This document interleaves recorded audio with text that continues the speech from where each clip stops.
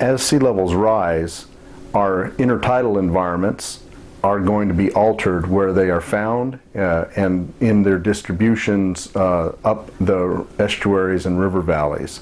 So in this project, we're trying to model and understand where the salt marshes, the brackish marshes, and the tidal freshwater marshes will be found in the future.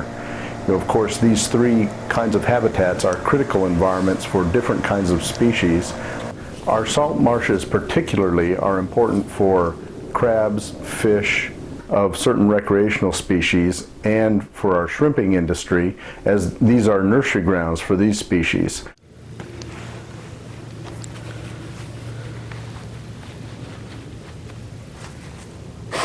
Just a small increase in sea level, 1 unit increase, whether that's an inch, a foot, a meter, is translated into about 1,000 to 2,000 times that rise.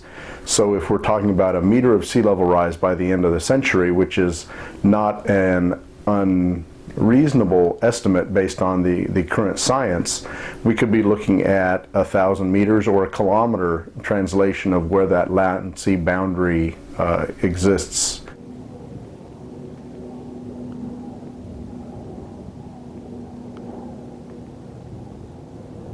As sea levels rise, that salt water intrudes further up the estuaries, and again, because plant species respond to the distribution of salinity, the plants are going to track where the salinity goes. So if we can predict the salinity migration, we can predict where the plants are going to be located.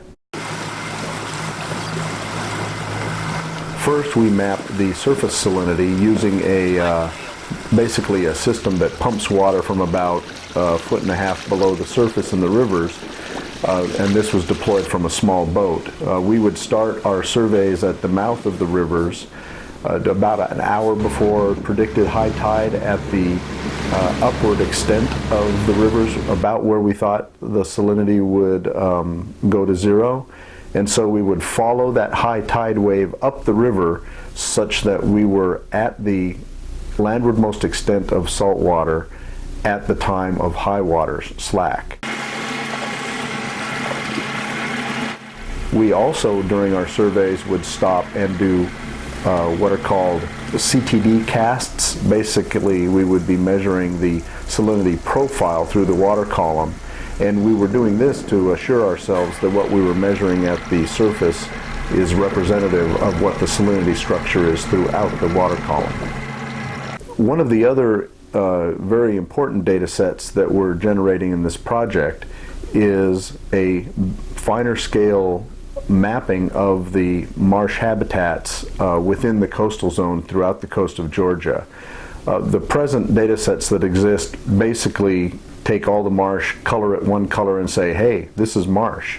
But our project, using aerial imagery and some remote sensing techniques, is classifying the marsh into 5 different categories: high marsh, low marsh, brackish marsh, and different species groupings, so that we have a much finer scale understanding of the distribution of marsh vegetation throughout the coastal counties.